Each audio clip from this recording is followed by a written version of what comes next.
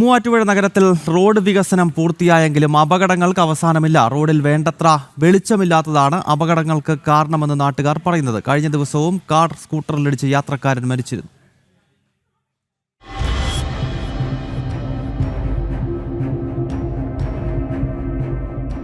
Road വികസനം പൂർത്തിയായെങ്കിലും അപകടം ഇവിടെ തുടർക്കഥയാവുകയാണ്.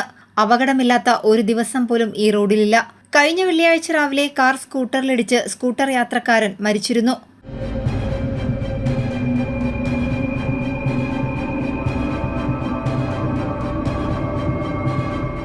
കഴിഞ്ഞ ദിവസം പുലർച്ചെ SNDP ജംഗ്ഷന് സമീപം തടി ലോറി നിയന്ത്രണം വിട്ട് അപകടമുണ്ടായി.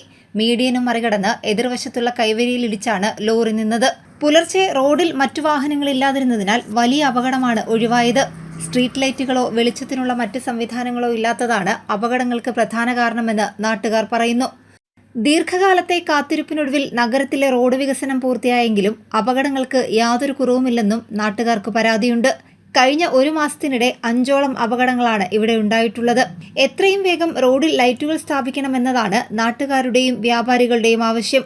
ജനം, കൊച്ചി.